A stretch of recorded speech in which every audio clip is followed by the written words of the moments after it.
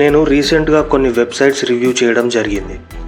వీళ్ళలో పెద్ద బ్రాండ్స్ మరియు కొన్ని పర్సనల్ బ్రాండ్స్ కూడా ఉన్నాయి. అయితే ఒక బ్రాండ్ న్యూ వెబ్సైట్, సాఫ్ట్వేర్ కోచింగ్కి సంబంధించిన బ్రాండ్. ఈ website structure, content structure, meta data అన్నీ కరెక్ట్గానే ఉన్నాయి. ఆల్రెడీ లైవ్లోకి కూడా వెళ్ళిందని చెప్పారు. కానీ గూగుల్లో ఇండెక్స్ మాత్రం అవ్వలేదు. డైరెక్ట్గా వెబ్సైట్ నేమ్ పెట్టి సెర్చ్ చేసినా కూడా సెర్చ్ రిజల్ట్స్లో కనిపించట్లేదు. అయితే నేను XML సైట్ మ్యాప్ సబ్మిట్ చేశారా అని అడిగాను. వాళ్ళు చేశామని చెప్పారు. ఒక్కసారి స్క్రీన్ షేరింగ్ ద్వారా చూపించమన్నాను. XML సైట్ మ్యాప్ సబ్మిట్ చేశారు, కానీ అది రాంగ్ ఫార్మాట్లో ఉంది. అక్కడ ఎర్రర్ కూడా చూపిస్తుంది. అందువల్లే వాళ్ళ పేజెస్ క్రాల్ అవ్వలేదు.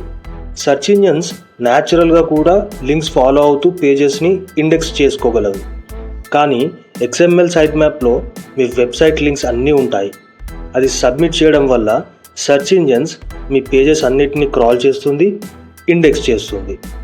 మీరు కొత్తగా SEOలో అడుగుపెట్టినట్టయితే XML సైట్ మ్యాప్ అనేది SEOకి ఫస్ట్ స్టెప్గా భావించి కరెక్ట్ ఫార్మాట్లో సబ్మిట్ చేయండి.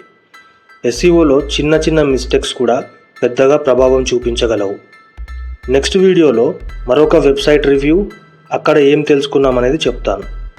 తెలుగులో SEO అండ్ AI కాంబినేషన్ గురించి తెలుసుకోవాలంటే ఈ ఛానల్కి సబ్స్క్రైబ్ చేసుకోండి.